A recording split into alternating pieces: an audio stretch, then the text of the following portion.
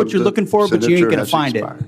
Thank you. Thank you, Senator. I would like to enter into the record the ethics agreement that the Secretary of Defense has signed, that he will sign off personally before his broker makes any attempt to buy defense stocks. Is there objection? Thank you. Without objection, it will be admitted. Senator Banks. Thank you, Mr. Chairman. Secretary Hegseth, you're doing a great job.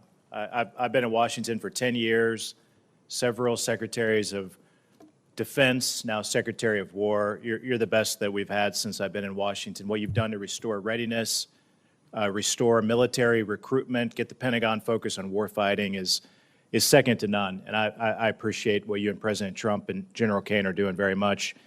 In fact, General Caine, according to the Department's 2025 China Military Power Report, quote, China believes the next revolution in military affairs will occur when militaries transition to intelligentized warfare and fully integrate artificial intelligence, big data, advanced computing, and other technologies into the joint force, end quote. Can you describe, General, in greater detail how the PLA is using AI to enhance its military capabilities? You bet, Senator. They are attempting to integrate AI across the range of their warfighting functions, which extends to command and control, information advantage, intelligence, certainly kinetic and non-kinetic capabilities, and to a certain extent, sustainment. I'll note that so are we. And in many cases, we are out in front of them. I want to commend our chief digital and artificial intelligence officers inside the joint force at the COCOMs with the services, who are also leaning very far in as we march towards a digitized joint force that allows us to see and command and control the force better.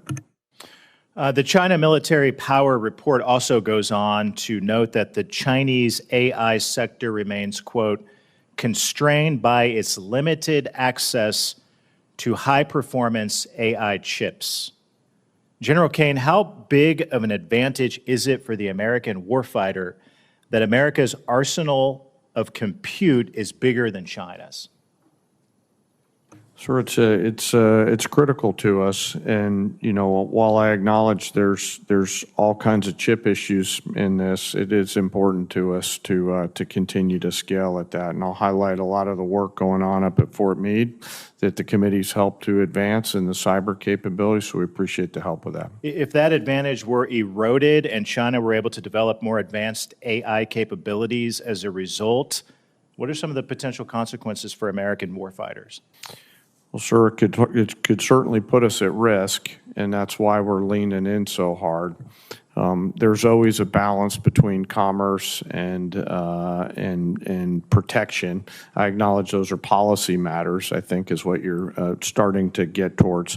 But on a pure military-only standpoint, we would see some defense in depth eroded from that. Secretary Hegseth, do you agree that enhanced Chinese AI capabilities could put American service members at risk? Senator, we absolutely have to stay ahead. The advantage that AI provides apply to any number of capabilities, whether it's domain awareness, targeting cycles, you name it, AI and leveraging it, and that's why we've made it the forefront.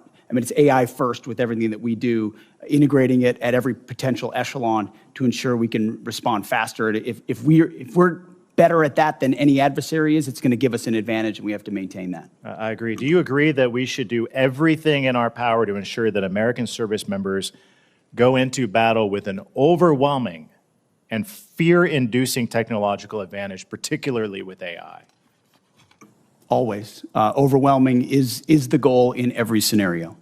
Earlier this year, the Pentagon issued updated guidelines that prohibit department funds from supporting grants and contracts involving fundamental research collaboration with blacklisted Chinese entities. How important are those restrictions to safeguarding our technological leadership?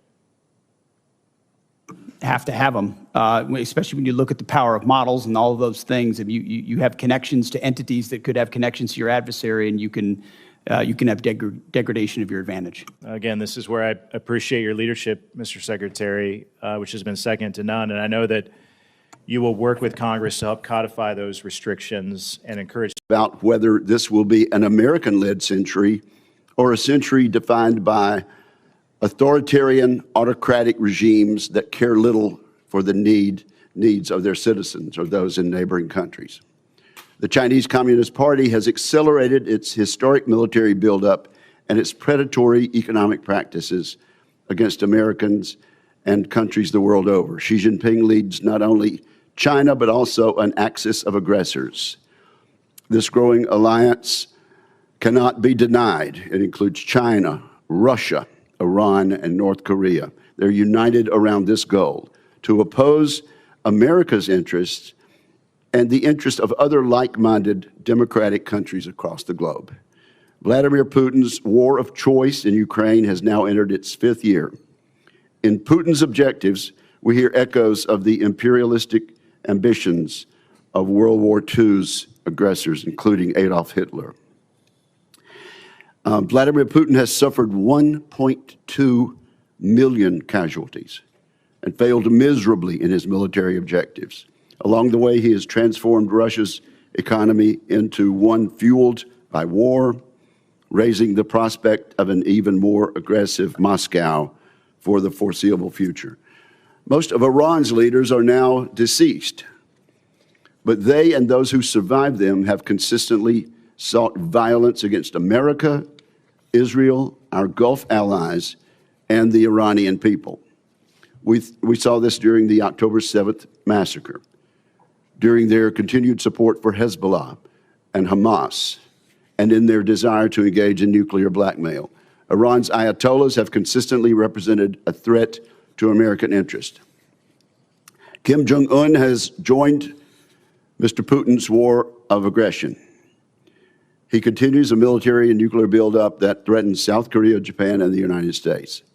Ties have never been closer among these 4 dictators, among these 4 dictatorships.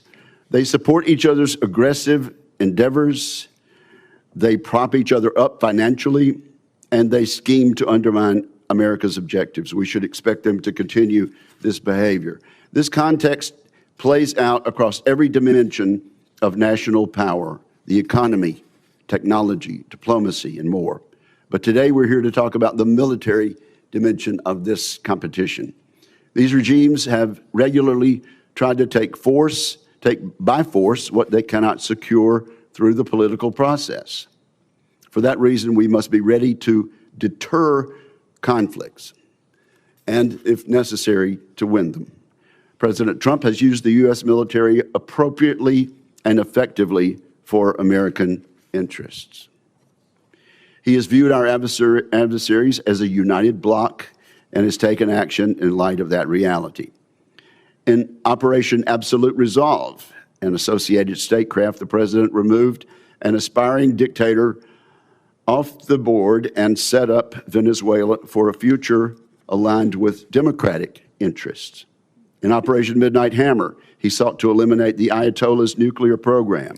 When the Ayatollah chose to double down, the president launched Operation Epic Fury. In that mission, he has worked to remove the regime's conventional military capabilities and force it back to the table for a permanent solution. While we all mourn the tragic loss of the 14 service members who've lost their lives in this conflict, we do so knowing the world is safer without a nuclear Iran. All of these actions are part of a peace through strength strategy.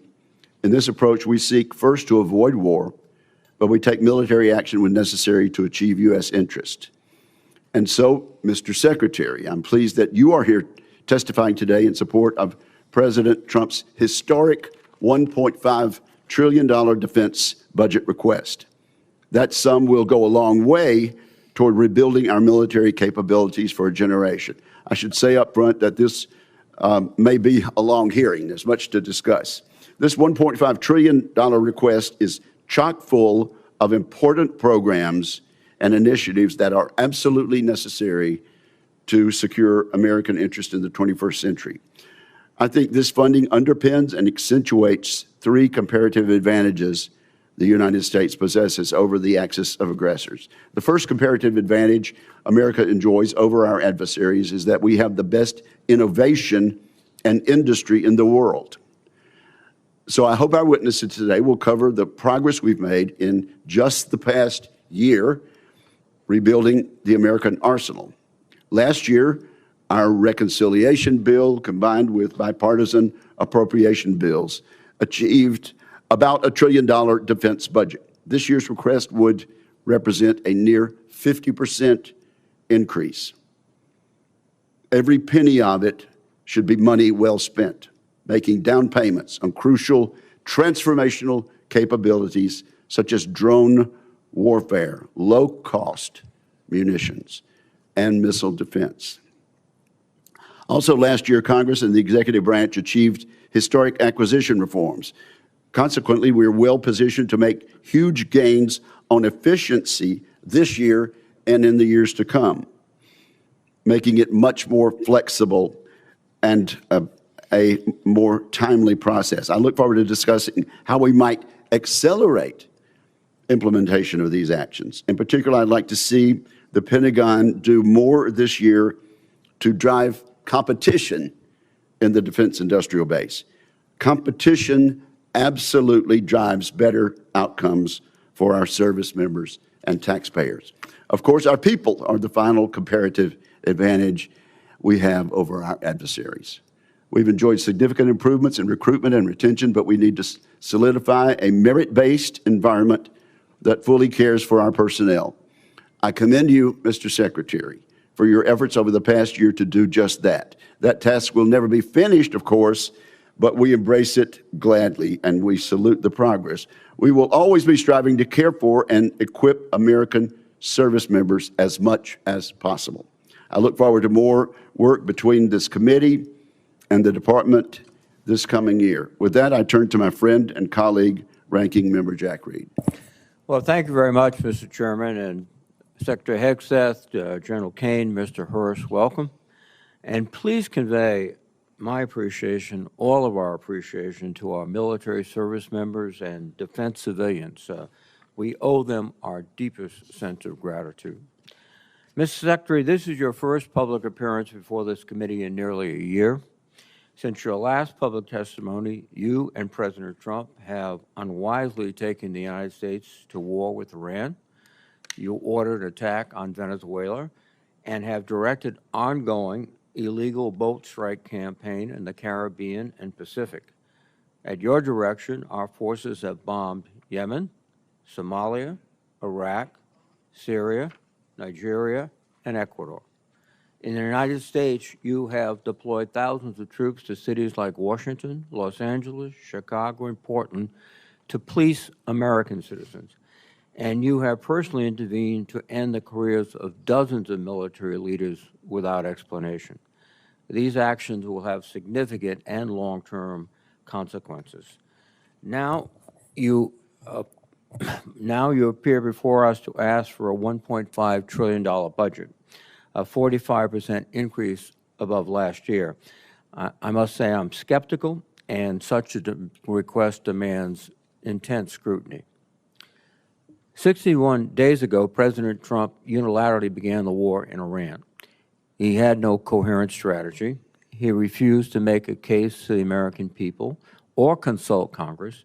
He failed to present any evidence of an immediate threat, and he ignored the advice of military and intelligence experts who warned him of the consequences. Today, our nation is in a worse strategic position. The Strait of Hormuz was open. Now it is closed. 13 service members have tragically lost their lives, and more than 400 have been wounded. We have lost dozens of aircraft, sustained significant damage to our bases in the area, and expended an alarming amount of our missile inventory.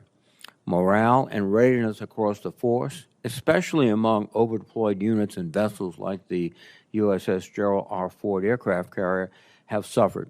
Gasoline and fertilizer prices throughout the world have surged. American families are bearing the cost of a war they wanted nothing to do with and have gained nothing from.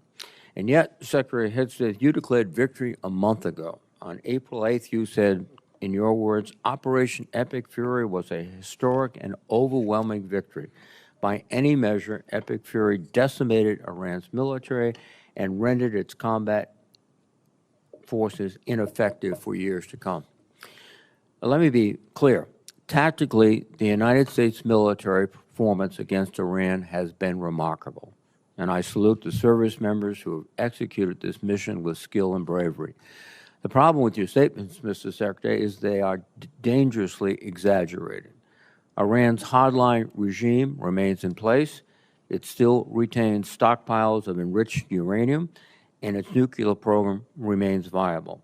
Iran's military retains enough combat effectiveness to keep the conflict at an impasse.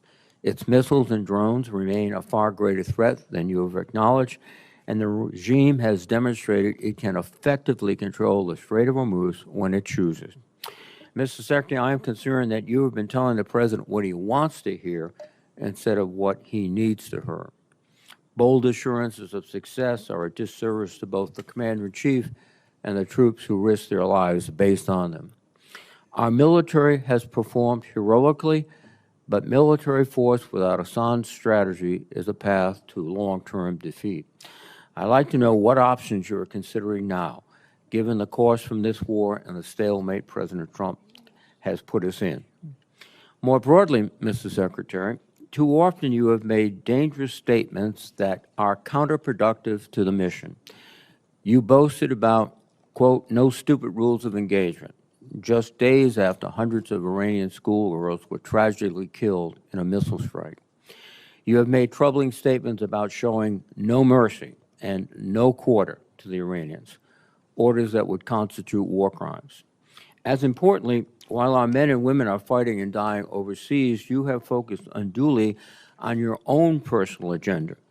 In the past 2 months alone, you have taken upon yourself to overhaul the chaplain corps, cancel flu vaccine requirements, repeal firearm restrictions on military posts, and bar service members from attending certain universities.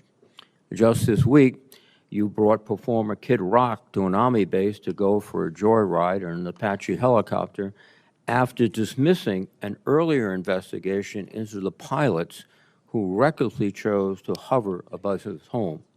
That runs directly counter to the chain of command and maintaining good order and discipline. Most disturbingly, during your tenure, you have fired dozens of our most senior military leaders and personally intervened to block the promotions of many others. That is a betrayal of the merit-based system that forms the foundation of our military. You are hollowing out the military's bench of experienced and highest performing senior officers while making young officers wonder if they should continue to serve. My colleagues and I have heard from countless service members throughout the ranks, many of whom will be watching right now, who are confused and disturbed by your actions.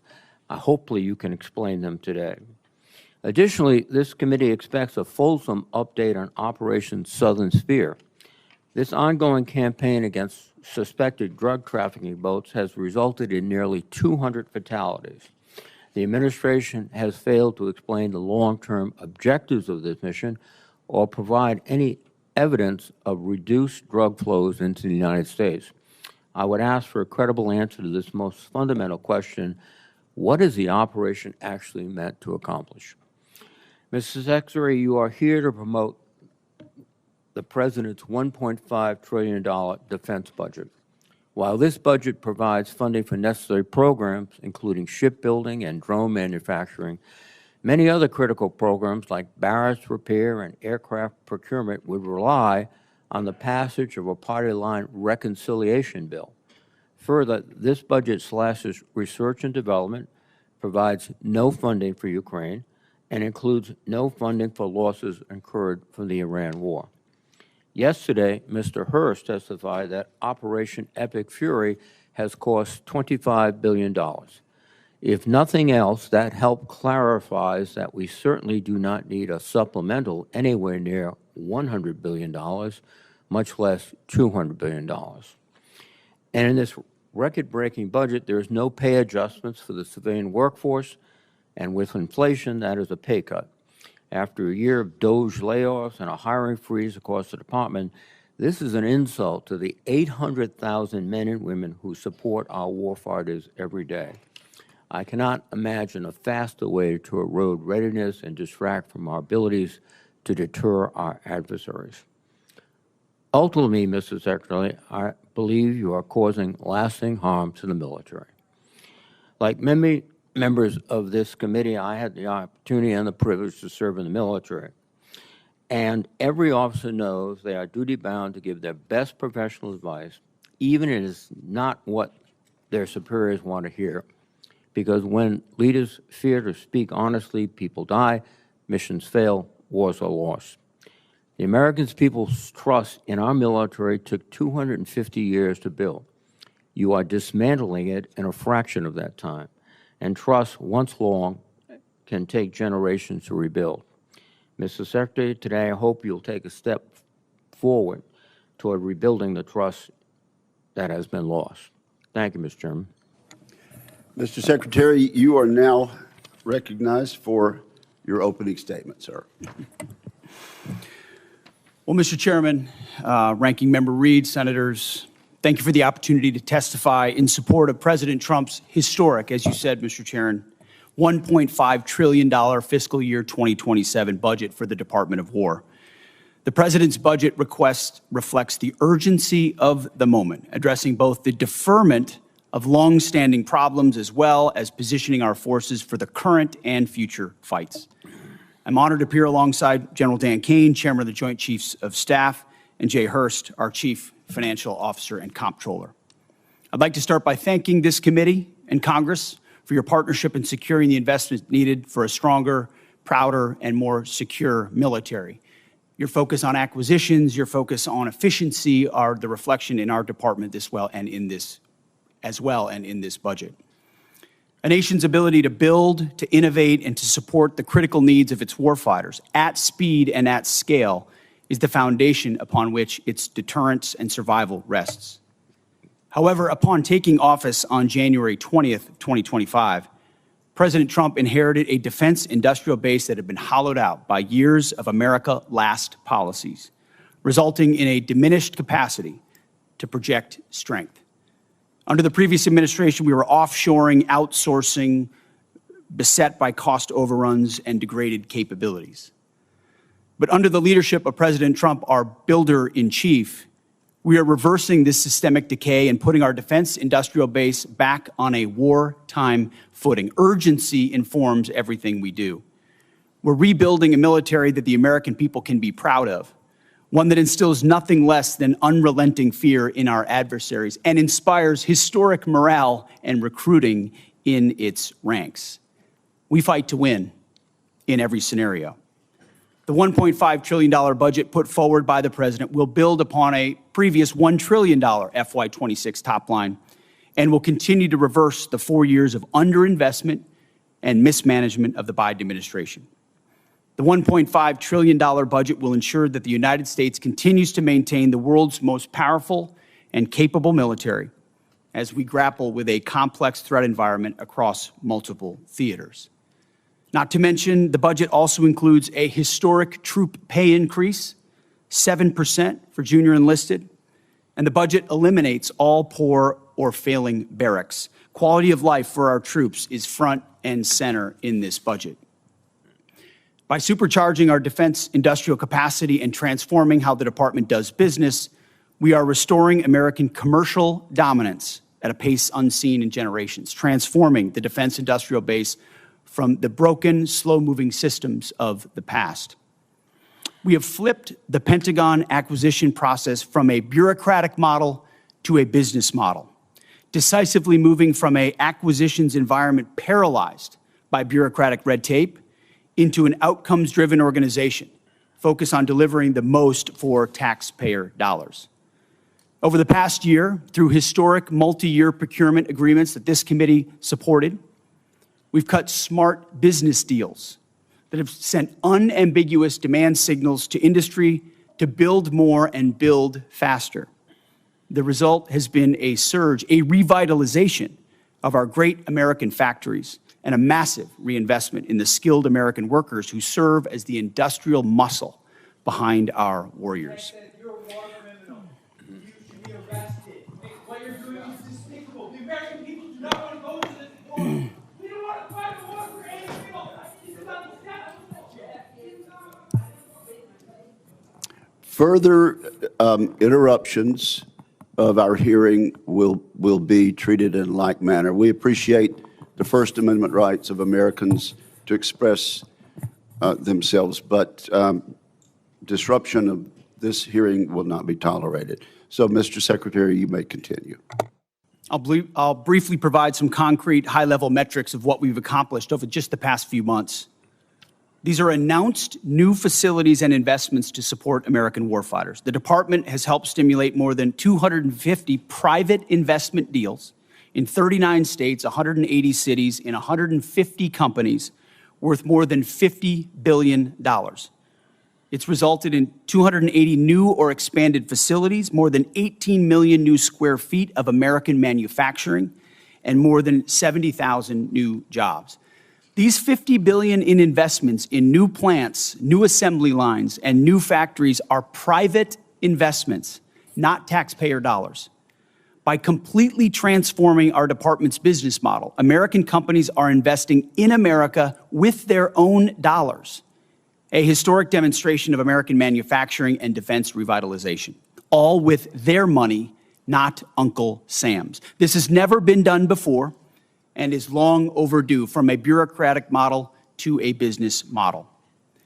These investments equal great things for America, for American families, and American workers, to ensure that our warfighters have everything they need, all American made. Together with the help of the policy updates and appropriations passed by Congress, President Trump's War Department has begun to turn the lights back on in our manufacturing towns across this country, forging a lethal arsenal of freedom.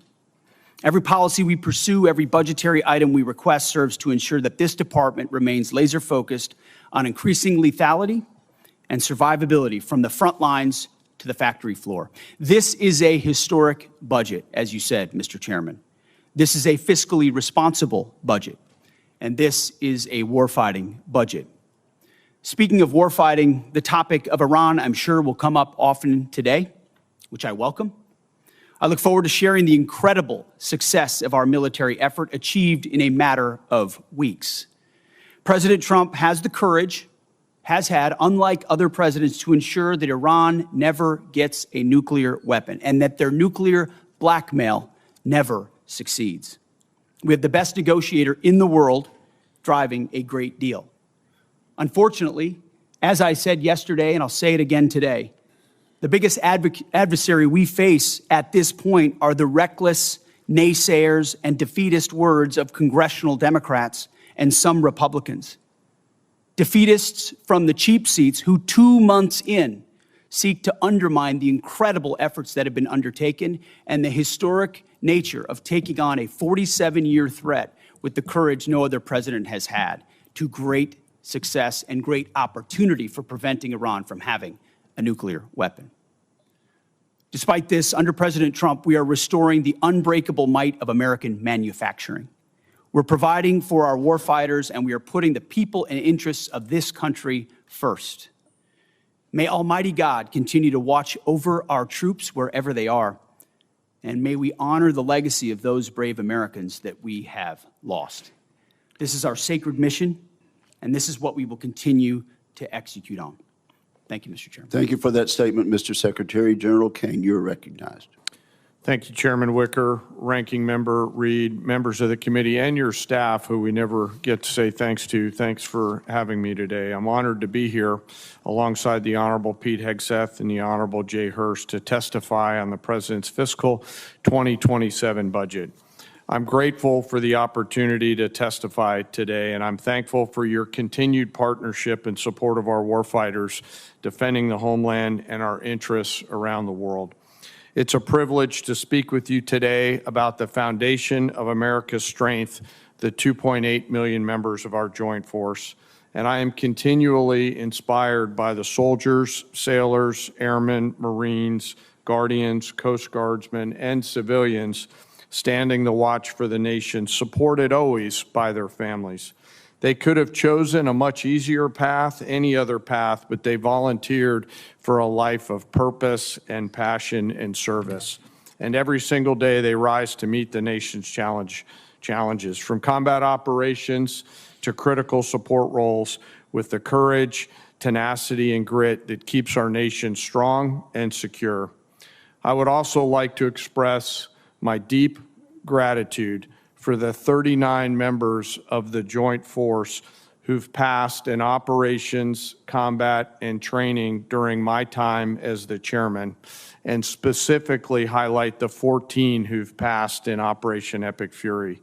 The Secretary and I are deeply grateful for each of them and their families, and their names will never be forgotten.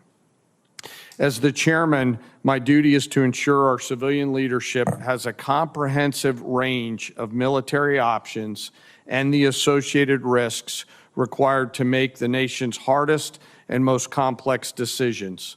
I owe the President, the Secretary, and the Congress the truth at every turn. And my blueprint for this role has always been that of General George C. Marshall. His firm commitment to civilian control and a nonpartisan military remains my constant standard.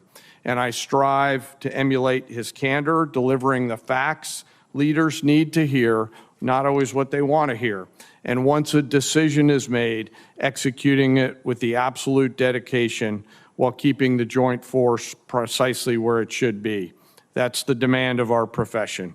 As I sit before you today representing our incredible Joint Force, I want to emphasize my commitment to this committee and to the Congress. I will always follow General Marshall's steadfast example by providing clear and candid nonpartisan military advice, working together to ensure the military remains squarely focused on one thing, being prepared to deter and, if called upon, fight and win our nation's war. And that is our mission. America's Joint Force is operational at its core, purpose-built for the realities in a complex world. We're organized, trained, and equipped to execute the most demanding missions across the globe with unrivaled precision. And over the past year, our warfighters have consistently demonstrated exactly what it means to be the most capable and most professional force on earth. Our shared goal is to ensure the Joint Force sustains the strategic initiative and advantage and ability to project power to respond to the global challenges on our nation's terms. During Operation Rough Rider, Midnight Hammer, Southern Spear, Absolute Resolve, and Epic Fury, the Joint Force executed globally integrated missions alongside our interagency and international partners. And once our leaders made a decision, our forces demonstrated the unmatched ability to seamlessly synchronize actions and activities from the seabed to cislunar space. We're able to accomplish these complex things that we are asked to do because we draw from a deep reservoir of training, professionalism, and commitment. Our operational tempo is high, but we're designed to sustain it, rebuilding readiness every day, training professionals every day, and sharpening our edge every day. And I am incredibly proud of this Joint Force team and the leaders at every echelon who command it. As the chairman said, we are living in a complex environment. Today, I look forward to discussing how we can sustain America's military advantage. And I know this committee recognizes the challenges and the urgency in the environment that we face. We're operating in delicate and dangerous times where risk is scaling, and the complexity of the modern battlefield demands America's constant adaptation, innovation, and partnership with Congress. As a joint force, we're up to the challenge. We're built for this environment. However, our continued success is not guaranteed by our past achievements. We must continue to be forward-looking and innovate together with the Congress. To drive the pace of change and maintain our superiority requires timely, predictable, and sustained investment. And the resources we're going to discuss today are critical to modernizing the joint force and ensuring whatever threats might emerge, we are prepared to defeat them, to protect our interests and defend the nation and win. This President's budget for 2027 supports the Secretary and the Department's goal of reinvigorating, recharging the defense industrial base and the national industrial base, enhancing our readiness and securing our military advantage to ensure that our warfighters are properly armed, globally integrated, and ready while always taking care of our people. And that is what truly sets America's joint force apart from each other, especially the 1.8 million members, enlisted members of our joint force. It is them, the character, the competence of that force that transforms our capabilities into a decisive advantage. And our enlisted force is represented today by the senior enlisted advisor to the chairman, United States Navy Fleet Master Chief Dave Isom, sitting behind me, a teammate who I greatly appreciate and many of you on this committee know from his time in the Indo-Pacific. While we face dynamic and dangerous times, I have absolute trust and confidence in the extraordinary men and women within our joint force who every day execute the missions we ask them to quietly and with precision. And coupled with the American spirit to outthink, outcompete, and relentlessly innovate, we will maintain our decisive edge, but doing so requires your continued partnership. We stand ready today to answer the nation's call. I humbly ask that as we're here today in this hearing, we remember those deployed service members who are out there right now doing our nation's work. And may we always remember our fallen and never forget them or their families who continue to show us what courage looks like. Thank you for your enduring support, and I look forward to your questions. Thank you very much, General. We appreciate your service. Let's jump right in. Secretary Hegseth, let's talk about the money from Reconciliation 1.0 last year. There have been some complaints about the speed, but not everything we hear is actually accurate. How much of the $154 billion from Reconciliation has the Pentagon put on contract? My understanding, Mr. Chairman, first I'd like to say what an important vehicle Reconciliation was for us and how it gave us a chance coming out of FY25 to advance the President's priorities, whether it's drone dominance, Golden Dome for America, shipbuilding, the defense industrial base. It was a critical vehicle for us. The number you're looking for is about, what I'm looking at, about $26 billion right now. But we've got the floodgates about to open and apply to those priorities. Okay, so unfortunately, you're starting a bit late through no fault of your own because the money was not sent timely by the Office of Management and Budget to the department until last month.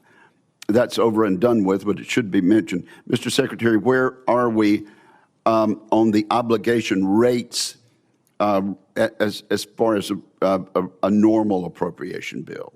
Are we a little behind, a little ahead, or what?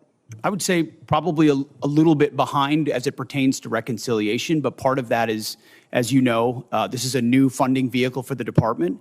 And twofold. One, you got to make sure you do it right and do it in a fiscally responsible way in conjunction with the Congress to ensure that we meet congressional intent. But also that we've been using it to energize our ability to exercise new pathways, to get at problems in different and more dynamic ways that don't get stovepiped or stuck in the bureaucracy. So yes, there's been some delays, but ultimately I think it's all goodness on the other side, given the new nature of this funding vehicle. Right. Yes. Well, and things have been done differently, and we appreciate that.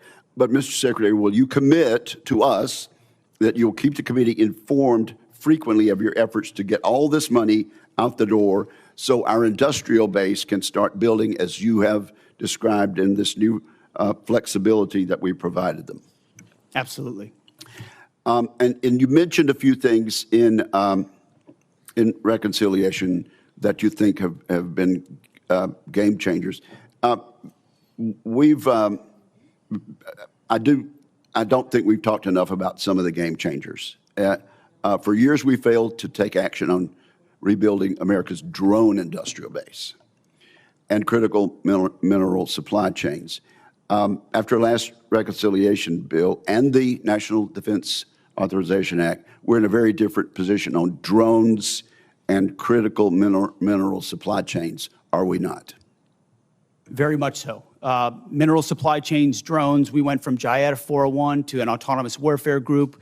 We're looking at the concept of a sub-unified command, and you're looking at $54 billion in the FY27 budget dedicated to drone dominance, UAS, counter-UAS, ensuring we can scale not just exquisite drones, but also the attritable ones that are proliferating on the battlefield today. We need to be ahead. Are there any other initiatives from last year's bill that you want to point out?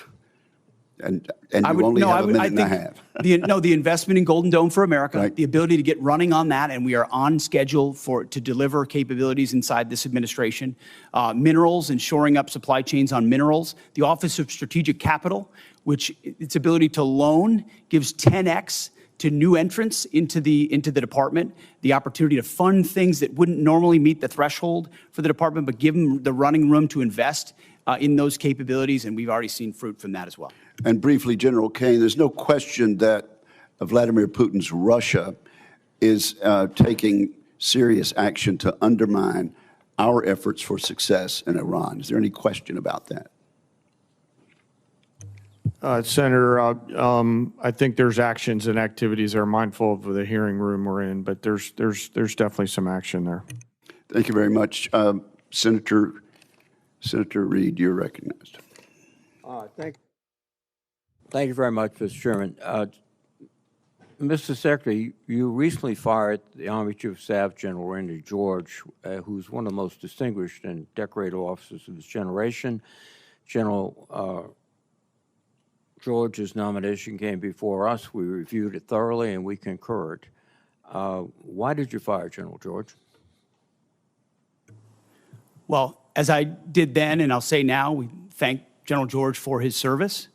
And out of respect to him and other officers, we never talk about the nature of why certain officers are asked to step down. But we all serve at the pleasure of the president. And ultimately, my view in coming into this department, as I stated in my confirmation hearing, was to change the culture of the department. And it's ultimately challenging to change the department, the culture of a department with the same people who are a part of or in that department. So I have made many changes with general officers. We will continue to make changes as necessary with general officers, and they will be in keeping with the trajectory of where we would like to take the department. But it doesn't take away from the service of those. And I think you will note that every officer that's been asked to leave has been treated with respect. Interesting. Of the 24 officers that you have fired for reasons unrelated to performance, since you have not indicated any cause, 60% are black or females.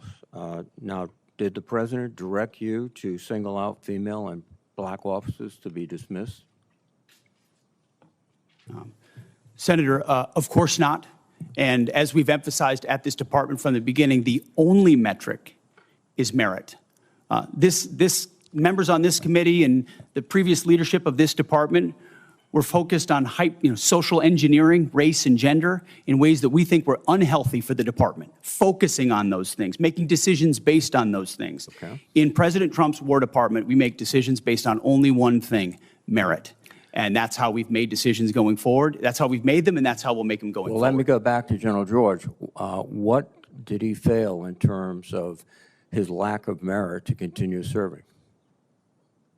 As I said, I don't talk about the nature of dismissal out of respect use for these that as an officers. excuse, and then but ultimately, we want to take the department in a particular direction, certain services in a particular direction, and we want leadership that's running as fast in that direction as possible. And in some cases, we make changes accordingly, but do so out of respect to those officers. Well, I think that direction from your behavior is an intense interest in Christianity, in nationalism, and in not recognizing the talents of women and non-white gentlemen, and that's the wrong direction. I don't know what you're insinuating, Senator, but I am not ashamed of my faith in Jesus Christ. Well, you shouldn't be ashamed. And if you want to shame me for it, go ahead. I'm not shaming you.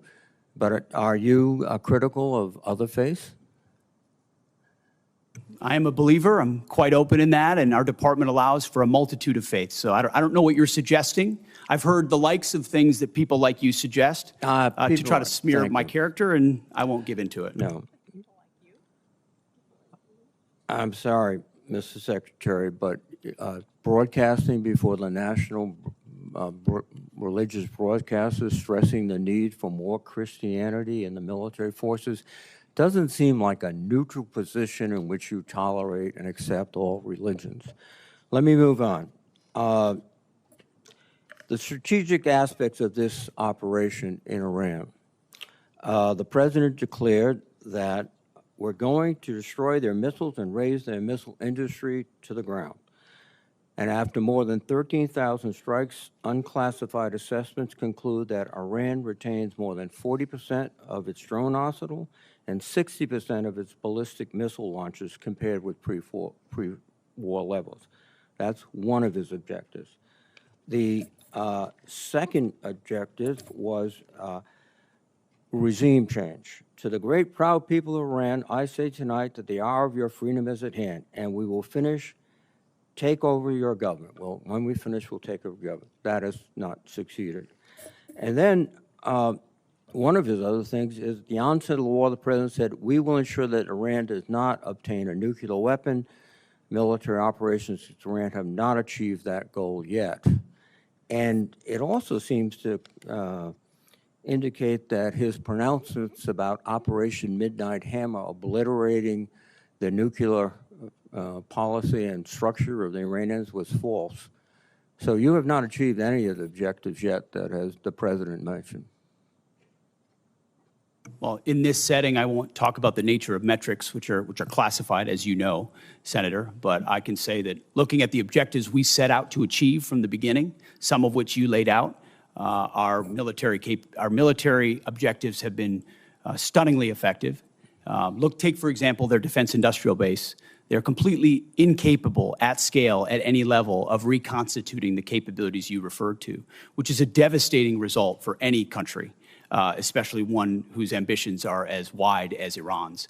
So we've put the president in a very strong position to ensure Iran never gets a nuclear weapon. That's the takeaway that's been underneath every single aspect of this. For 47 years, Iran's trying to blackmail its way to a nuclear weapon. They were closer than ever before because of bad deals under previous administration. President Trump was willing to do something about it and not allow their conventional missile shield. That's the North Korea strategy. That's, to be clear, what Iran was pursuing. Hiding their nuclear ambitions, revealing them over time, and then building a conventional shield of missiles so powerful that no country would challenge them for fear of what would happen if they unleashed that arsenal. Weakened after the 12-day war and Midnight Hammer, which did obliterate their sites, President Trump saw an opportunity because their ambitions continued to ensure that umbrella of nuclear blackmail did not allow them to get to a nuclear weapon. And the world is safer because of his bold and historic choice. Mr. Secretary, I think that's rhetorical but not factual. Thank you. Thank you, Senator Reid. Mr. Secretary, Mr. Hurst, General Caine, welcome. Over the last several months, I've worked closely with some of the new direct reporting program managers, and I've been encouraged by how they're approaching the department's most complex acquisition systems. General White's pulled forward the next milestone for the Sentinel program by at least 6 months. General Gutlein has completed the initial blueprint for the Golden Dome architecture and is beginning to build it out. For years, this committee has known that we must improve our ability to defend our homeland against a wider variety of threats. And we finally have a partner with the full backing of the department to lead the charge. Mr. Secretary, what's the advantage of this new type of program management structure? Well, thank you for the question, Senator. It's acquisition authority, technical authority, contracting authority. It's consolidating decision-making in one place under a highly screened, highly capable general, General White and General Gutlein, who know that terrain extremely well. and understand what mistakes have been made in the past in programs of that magnitude, and then are given the authority to cut through the red tape. That's the key. It's success or failure lands with them, and they know it. And as a result, they're incentivized to ensure that program, and then given every dollar and authority needed to move it as quickly as possible. So whether it's Sentinel, whether it's F-47, whether it's Golden Dome for America, these critical strategic assets, the direct report construct, along with Deputy Secretary Feinberg, who is a national treasure and is changing the way we do business at this department, is giving us a chance to ensure these critical systems are delivered. Thank you. And General Caine, can you give us your thoughts on why the Golden Dome received why they must receive that requested $17 billion in funding for the fiscal year 27? Well, Senator, it's as you know, it's an essential part of our Homeland Security layered defense, and as General Gutlein begins to do the work that you're asking about, and frankly helping to advance, you know, the insurance around that down payment, charging the defense industrial base with those capital allocations will allow them to get after it much quicker. We appreciate the help.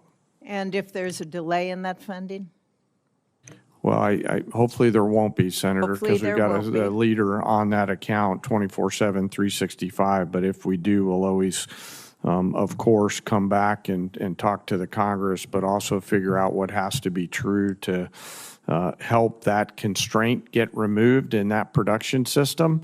And that's really what we're asking these leaders to do, is to be able to get past the theory of constraints. Okay, thank you. Secretary Hegseth, I agree with your statement on nuclear deterrence when you said nothing else matters if we don't get this right, so we will. We need a modernized nuclear triad and NC3 architecture that can credibly deter multiple adversaries instead of an insufficient nuclear force structure based on fundamentally flawed assumptions made 16 years ago. Our presidents must also have a more diverse set of options so that they can effectively manage more complex nuclear escalation dynamics. So, Mr. Secretary, how does this budget request achieve those objectives? Well, thank you for your leadership on this issue for a very long time. First and foremost, it invests in it.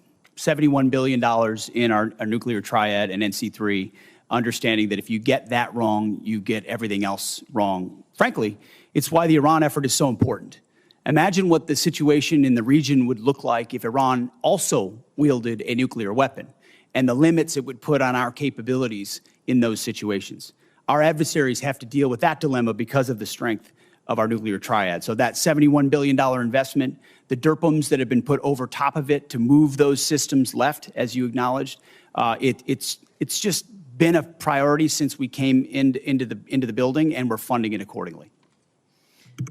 And Chairman Caine, Secretary Hegseth, whoever would like to answer this, should our nuclear command control and communication systems like the SAOC be given the same level of priority as Congress considers the department's budget request as our triad?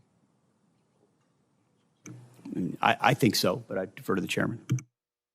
Yes, ma'am. We got to be able to see to anything. So, yes, ma'am. Thank you. Senator Shaheen, you are recognized. Thank you, Madam Chair.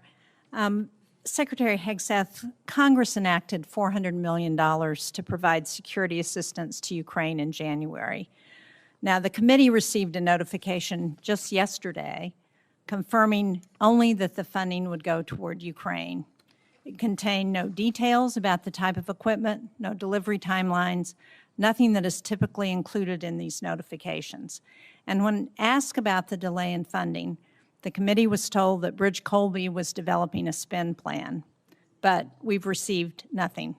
So when can we expect the full spend plan for this appropriation? And Madam Chair, can I, if this is not already part of the record for the committee, can I enter it into the record? Without objection.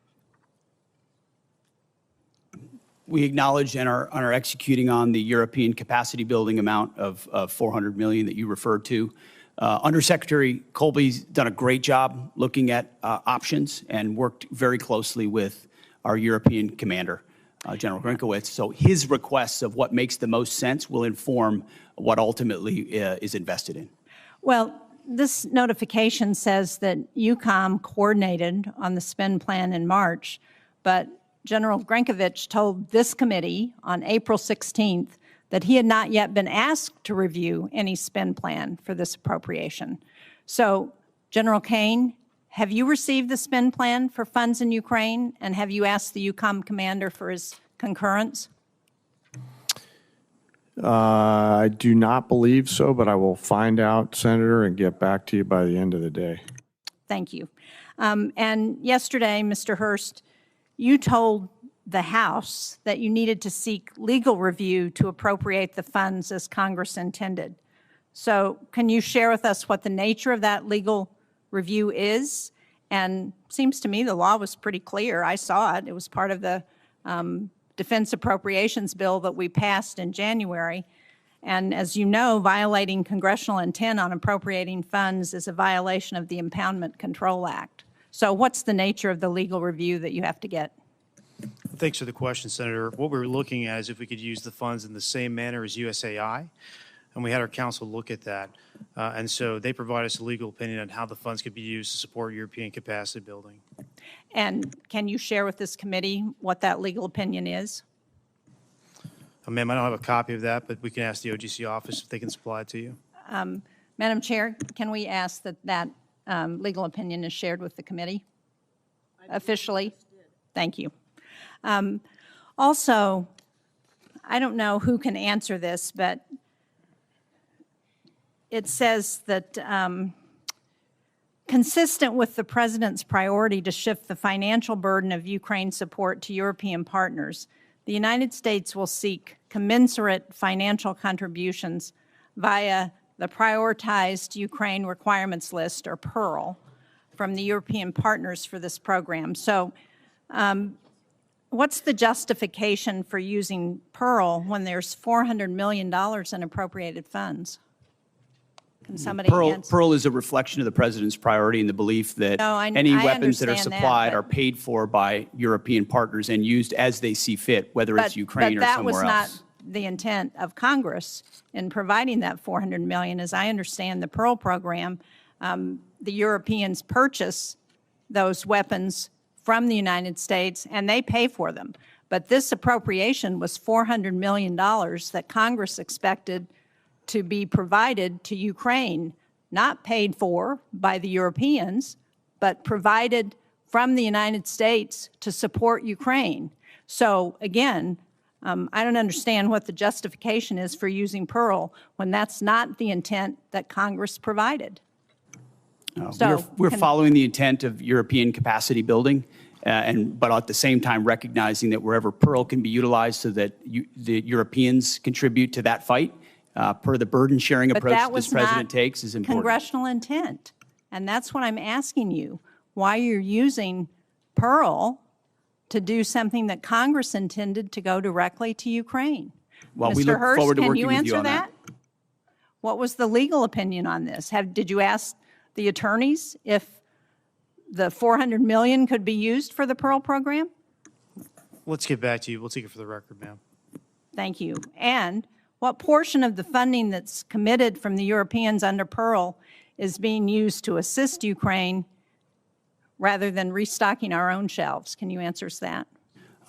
That's up to Europe. Ultimately, Europe pays for any weapons that we provide, and they can utilize them as they see fit, whether it's Ukraine or otherwise. Thank you, Senator Shaheen. There have been a number of times when our witnesses have stated, both in the closed hearing and up here, that they will get back to us. And we certainly hope that will happen very expeditiously. So thank you very much, and thank you, Senator Shaheen. Senator Cotton. Thank you, gentlemen, for your appearance today. Mr. Secretary, you provided us with a chart here entitled The Arsenal of Freedom, which includes a lot of sites that you visited. My favorite one is down here in South Arkansas, Camden, where you and I had a chance to visit just a couple months ago, highlighting the great work that the people there are doing to help rebuild our arsenal of freedom. Thank you, first off, for being there and for your kind words for the workforce of the people of South Arkansas. Isn't it fair to say that the war in Iran, just like the Ukraine war before it and still today, hasn't caused any challenges with our munitions the way some of our Democratic colleagues would say, but it's exposed a decades-old problem of brittleness and fragility in our defense industrial base before you and General Caine took over and that we're trying to address right now? In many ways, that's precisely what we're trying to address. We also have a situation where President Trump rebuilt our military in the first term, and a lot of those munitions and a lot of those capabilities were sent to Ukraine under the previous administration, to the point where when we ask our commanders or when we look at O plans, the answer often is that was sent to Ukraine. So the recognition of those two things has, as the president gave us a charge from day one to rebuild the arsenal of freedom, to fast forward, not to provide a little bit more of each thing, but 2x, 3x, 4x the number of exquisite munitions that we need. The expenditures that we've seen under this administration, we can account for them, and we ensure that other O plans and elsewhere are well taken care of. So on the munitions front, we're in really good shape, but we need to accelerate, and that's exactly what we're doing. And I think that's an important point you make, is that we're not just trying to fill a hole that was created by epic fury or by support for Ukraine. We're going to fill that and then go much beyond that for our needs in the future. So we're never caught where we were over the last several years with these worries about munitions running short. Is that right, Mr. Secretary? That's exactly right. The president has charged up with not just replacing anything, but filling it up, as he might say, to the tippy top, and make sure that the remainder of this term and future presidents have all the munitions they need for any level of contingencies, especially considering the dangerous world we live in. I want to turn now to Operation Epic Fury. It's been a smashing military success. Unfortunately, we have suffered casualties, to include soldiers killed in the line of action. Obviously, our military takes the greatest steps possible to protect our troops, whether they are in action or whether they are on bases in the region. No war, though, is antiseptic. Mr. Secretary, could you explain some of the steps we've taken to try to minimize, to the greatest extent we can, the number of casualties we've taken in the Middle East?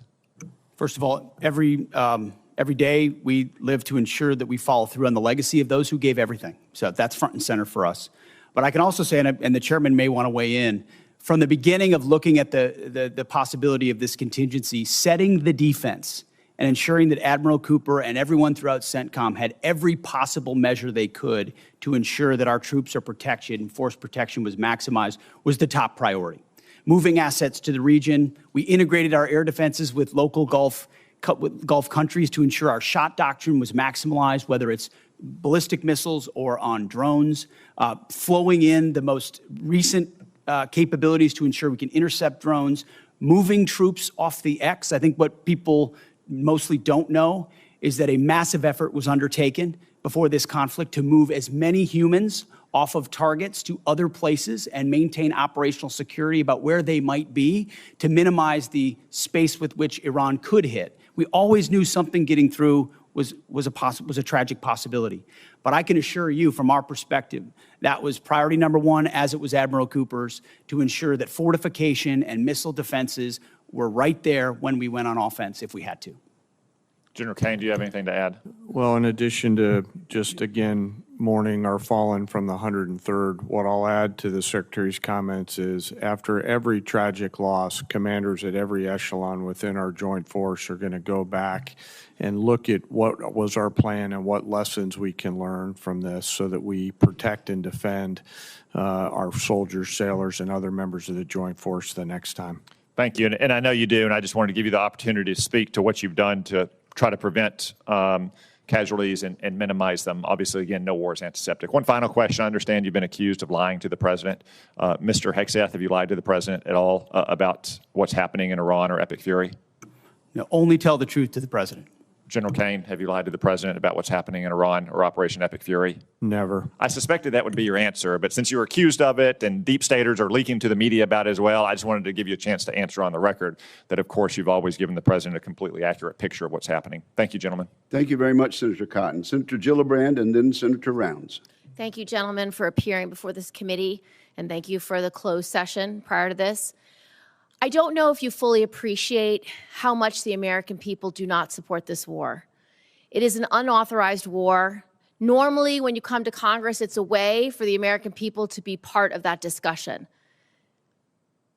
The American people, particularly in my state of New York, are upset for a lot of reasons. First of all, this war is costing so much money. Over $25 billion already, estimates $1 billion a day, and they're feeling it every single day at the gas pump with higher prices for both fuel, for diesel, for gasoline for their cars. They're also feeling it with higher grocery costs, and they're exhausted. They are truly exhausted. On top of that, they have so many grave concerns about how this war is being prosecuted. They read in the paper that 22 schools have been hit.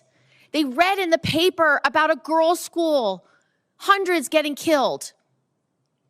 We have a debate going on in this country about AI, a serious debate about AI. And I haven't heard yet from you that you will not allow AI to make final targeting determinations, even when nuclear weapons are being used. That's a huge issue that we need to discuss. So I want to start from the top, Secretary Hegseth. Why do you continue to prosecute a war that the American people aren't behind? First of all, I appreciate the opportunity for that closed session where we had a, unsurprisingly, very different discussion than we have here with the cameras on.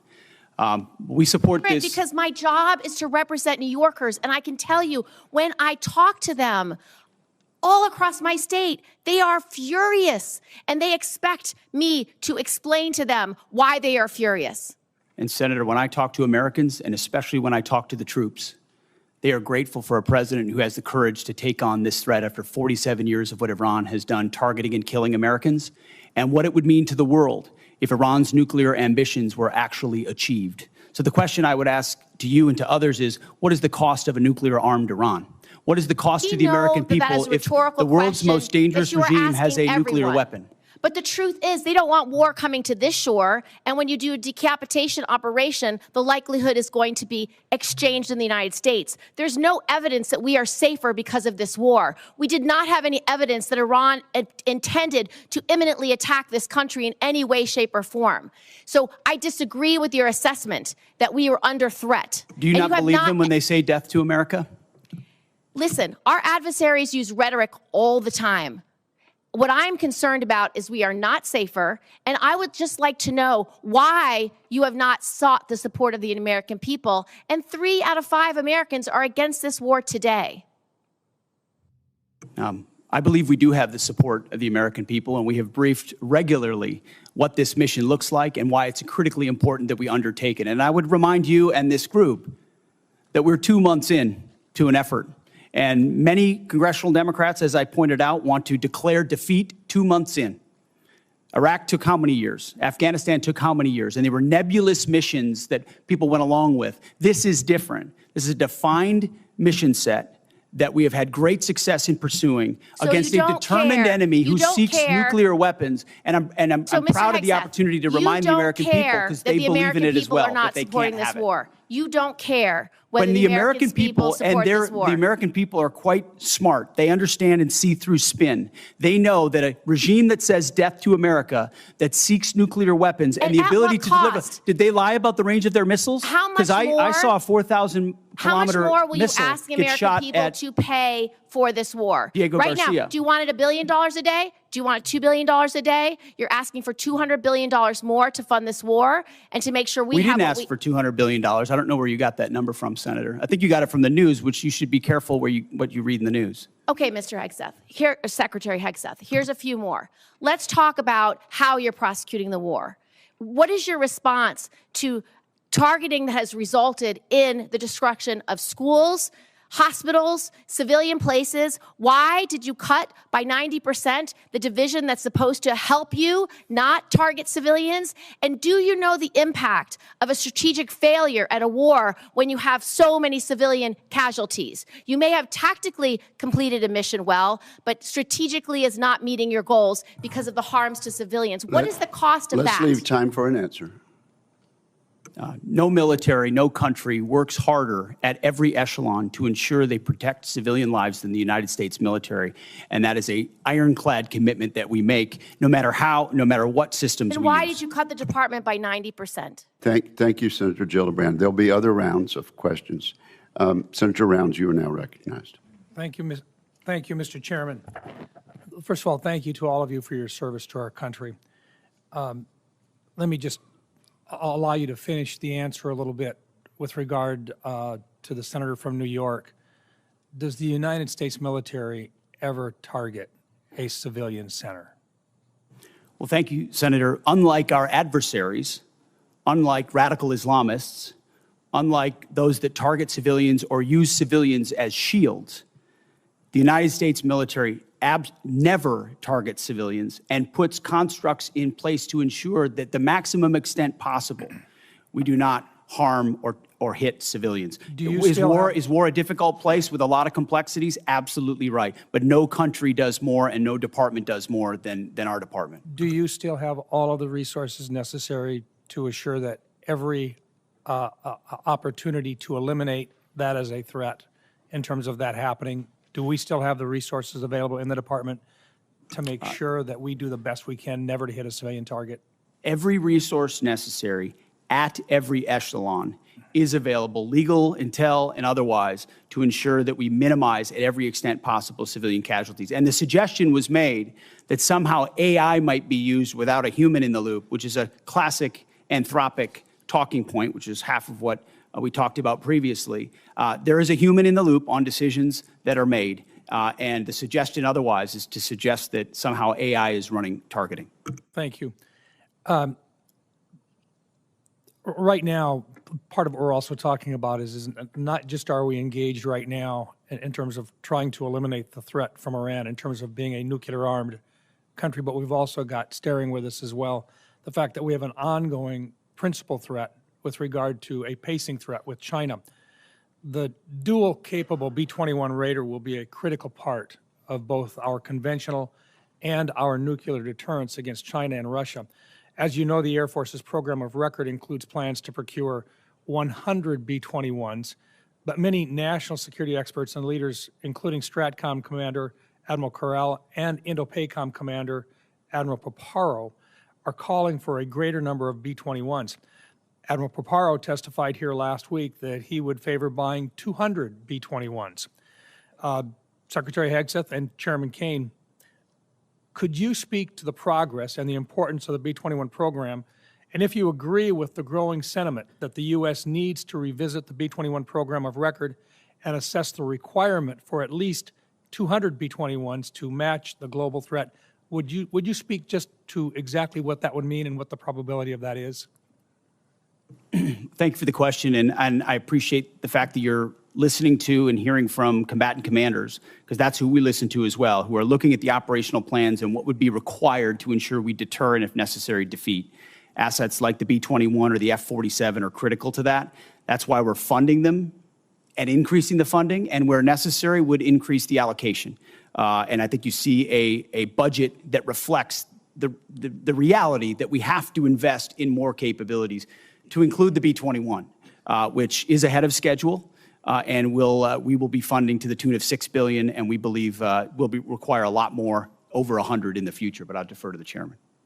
Hey, sir, thank you for the question. Working through the JROC and the vice chiefs, I'll absolutely stack hands around assessing the requirement, and we're glad to see B-21 on the flight path, no pun intended, that it's on through operational testing. On the specific numbers, the one sort of big picture strategic thing I want to say is we want to make sure, as we think through what does air power of the future look like based on the evolving threat, that we're staying well in front of it. And so that's the only thing we'll look at in the assessment. But I'm on board with assessing the numbers. I want to make sure we're buying ahead of the technology development curve so that we give all those young warfighters out there the capabilities that we need well into the future. Is there any question at all that we're going to need more than 100 B-21s? I want to go back. Here's how I'll look at it, Senator. I want to go back and look at the O plans right now that we have to make sure that we allocate those numbers. So I don't believe so, but I do want to take the due diligence time if you'll allow me to look at that, Senator. Good. I appreciate the opportunity to visit with you and to clarify. Yes, sir. Absolutely. What that number should look like in the near future. Yes, sir. Thank you. Thank you very much, Senator Round. Senator Blumenthal. Thank you, Mr. Chairman. Thank you for being here today. I want to talk about the costs of war. The costs of war include caring for our veterans. We've had an estimate from Mr. Hurst yesterday that the cost to date in dollars for this war has been $25 billion, which I believe is well below the actual cost based on everything that I've heard, everything available to us in various kinds of settings, and I'm going to ask for a more accurate assessment. But we also know that about 400 service members have been wounded as a result of this war. When they retire, when they come home, their retirement pay will be docked dollar for dollar for every disability benefit dollar they receive. Secretary Hegseth, I'd like your commitment that you will support the Major Richard Starr Act that will eliminate this wounded warrior tax. I'm sure you're familiar with it. Tens of thousands of servicemen and women now are reduced in their retirement pay literally for every dollar of disability benefits they receive. Well, I appreciate your focus on this issue, and I will tell you of you mentioned roughly 400 that have been injured. Thankfully, over 90% are returned to duty. But that doesn't mean they wouldn't have a residual challenge. And we're tracking that at point of injury to ensure that that is noted, even though they're returned to duty. But what I'd like is your commitment that you will support the Major Richard Starr. As I have said in the past to other organizations, we support the Richard Starr Act. Thank you. On the issue of cost, Mr. Hurst, does that $25 billion estimate include all of the costs in terms of damage to our bases, the need to replace planes and munitions, and the costs of injuries to our servicemen and women? Senator, so for the MilCon facilities replacement cost, that's probably the hardest thing to estimate right now because we don't know what our future posture is going to be or the future construction of those bases. Well, you owe it to us. You're here to ask for appropriations. Of course. And I would like a more accurate estimate of what has been done that will require replacement and renovation, as well as the other costs.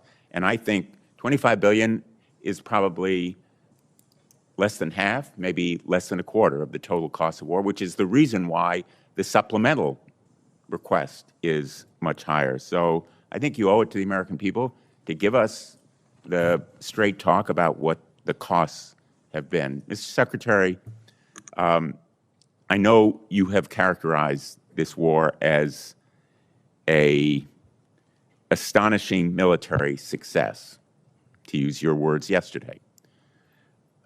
But the American people aren't buying it. And I know you feel the American people are seeing through the abstruse stuff that is thrown at them, but one point is irrefutable, which is America never succeeds in war unless the American people are behind it. And if what you're seeing as success now is winning, I would hate to see what losing looks like, because none of the shifting and contradictory objectives of the war so far have been achieved. Likewise, let me ask you, yesterday, the President said that Ukraine has been, quote, militarily defeated. I assume you don't agree with that assessment.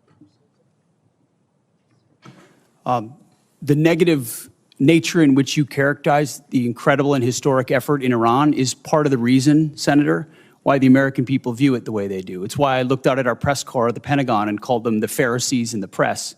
because they look for every problem. Well, I'm asking you about You look for every Ukraine. problem Do that you believe exists, Ukraine and you has been miss. militarily defeated? You miss the I would plank. submit, based on my 9 trips to Ukraine, that is a false narrative that the president's We are buying 2 from months Vladimir into a Putin. historic I hope that military success in Iran, and will you want to call it a dispute it defeat. And it's because defeatist Democrats it like is you the that people cloud the of mind of the Ukraine American who are people fighting and for their would otherwise survival, fully support fight no preventing help Iran from having a the nuclear weapon. Administration, and they are bravely fighting our fight. And that is the reason that I'm pursuing the Russian sanctions bill, which is bipartisan, along with Senator Graham, and why I hope we will recognize our obligation to release that $400 million, which we've appropriated. Thank you, Senator Blumenthal. Senator Ernst.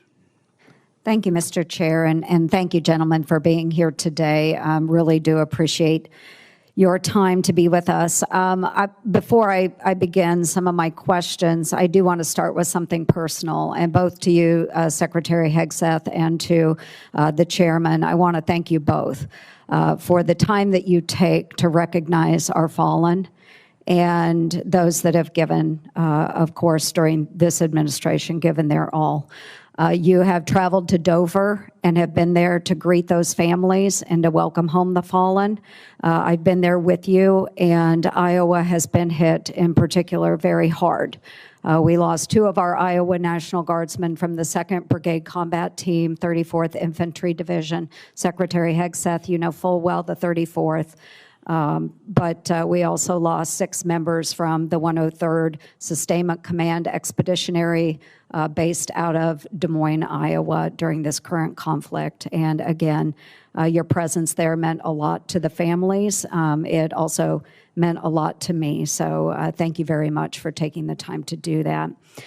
Secretary Hegseth, you and I have had many discussions over the course of many months now regarding general officer positions. And, you know, I believe that we were operating in good faith as we talked through a couple of those in particular, 2 Iowans, General Mingus and General Randy George.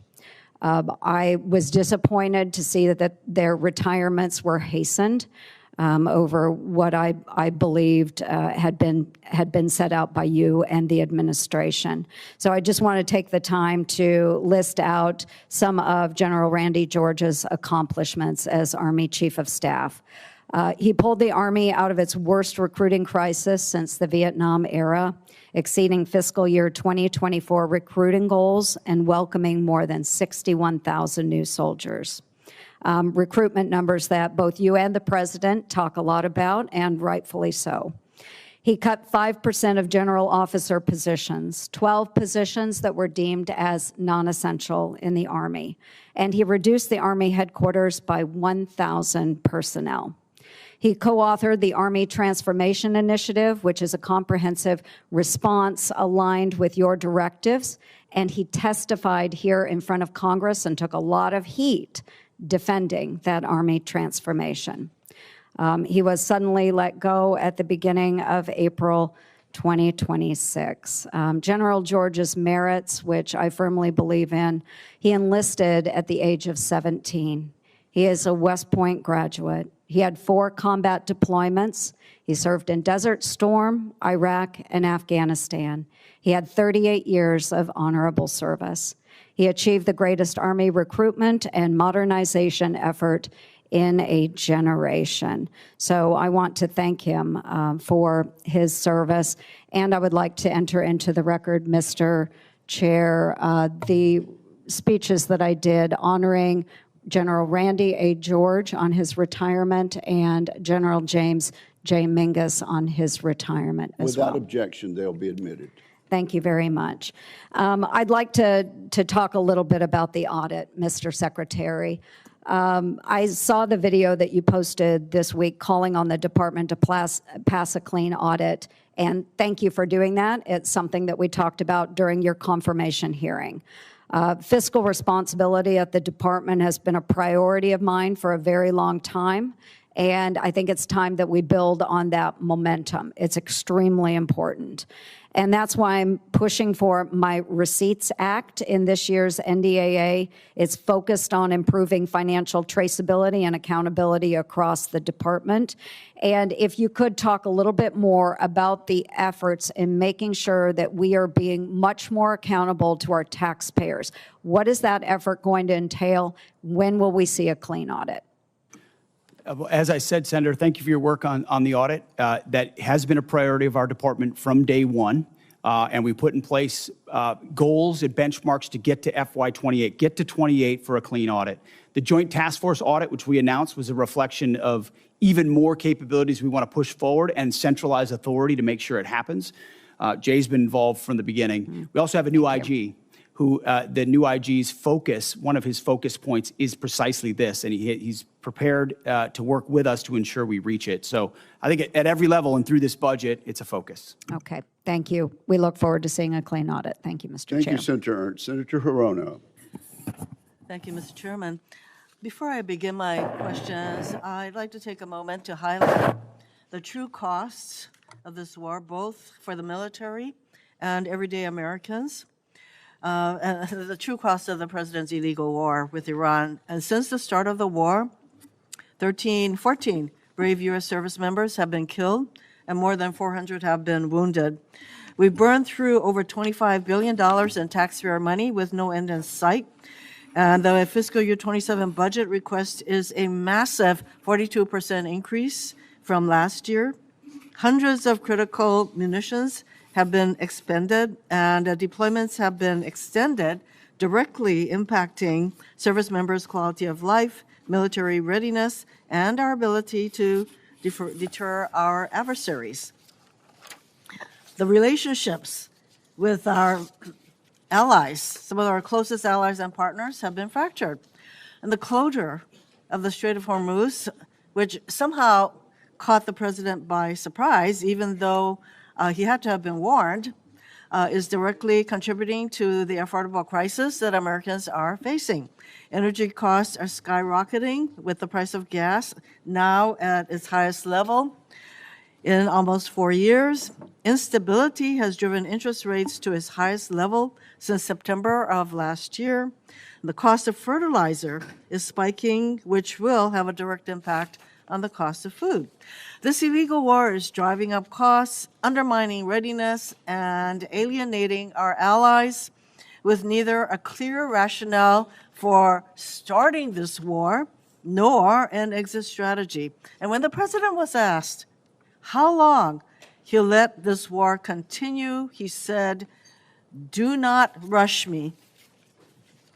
I have a question for General Caine relating to women serving in combat, and I'd like to hear your best military advice. Does the mere fact of women being in combat armed units lower standards or readiness if they meet the physical standards? Well, ma'am, the standards are set by the civilians. We have examples of women leading well across the joint force. I'll highlight some of our current commanders engaged in the fight in Epic Fury. Specifically, one of our bomb squadrons are led by an extraordinary female leader who's doing great work. And but those standards are set by. I'm sorry, I didn't mean to step on you. I think your answer is that in fact it does not lower standards of readiness. Second question, should every service member, regardless of gender, be permitted to serve in any role, including the combat arms, if they meet the standards established? Yes or no? Is that to me, ma'am? Over the last decade, since combat arms have been open to women, have you personally seen any instance where the standard resulted in a degradation in combat effectiveness? Apologies, I didn't hear your first question. The people policies are all set by the civilian leaders in the government. Could you repeat the question again? I'm sorry, ma'am. Over the last decade, since combat arms have been open to women, have you personally seen any instance where the standard resulted in a degradation in combat effectiveness? Again, I'll highlight that the standards are set by our civilian leaders. Women continue to perform well across a range of MOSs and Your jobs and answer AFSCs that are out Our there. experience, no. I do need to get to a question for Secretary Hegseth. Prior to your nomination hearing, you said women shouldn't serve in combat armed units.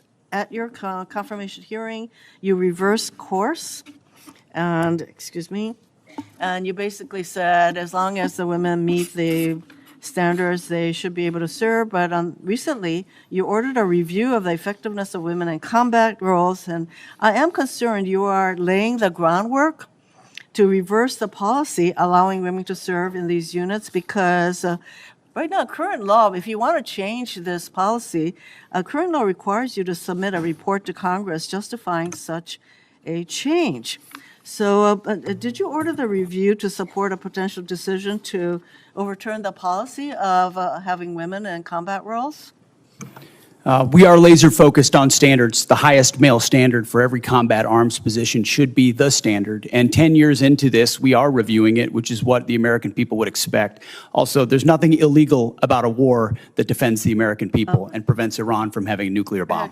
You know, you didn't answer the question because the reason that you're asking for this review, I think, has to do with your earlier position that you don't think women should serve in combat roles. So now we have this study, and I'd like to ask you, will Senator, you reveal the study to the public, to the American people? Will you make the study public?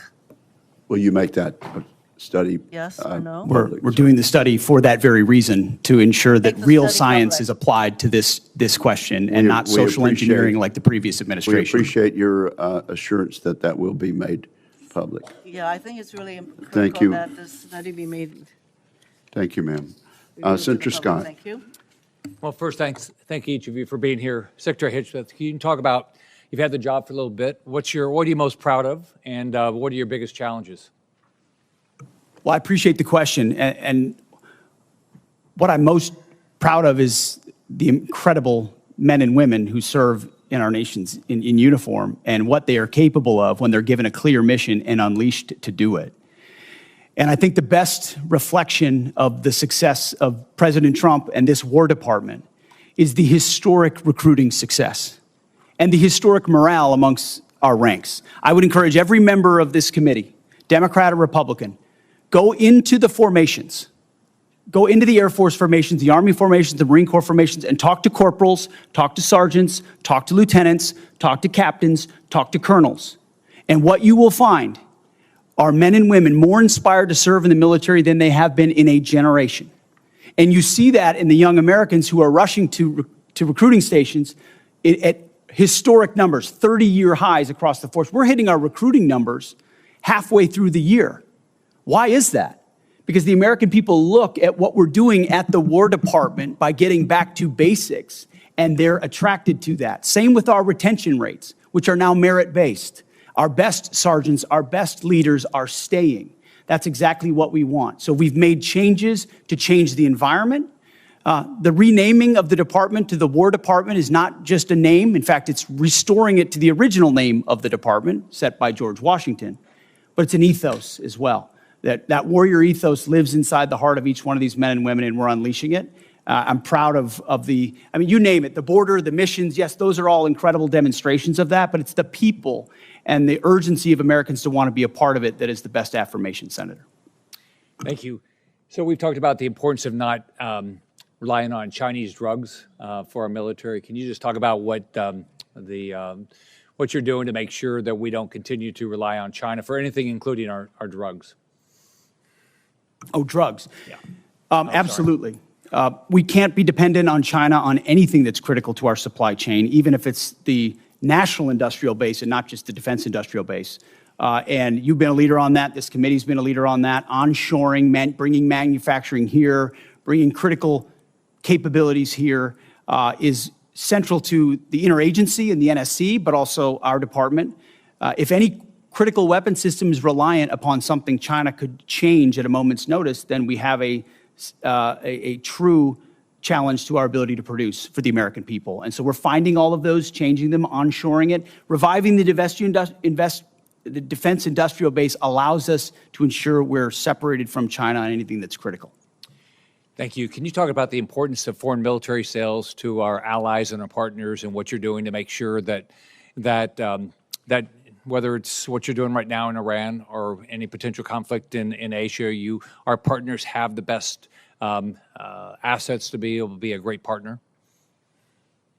Absolutely. Foreign military sales has been a huge problem for a long time because the department didn't prioritize it and organize to deliver efficiently on it. So we're working with the State Department. We've changed the way we do business internally. The executive order, the America First Arms Strategy, prioritizes what we sell and to whom, a catalog approach.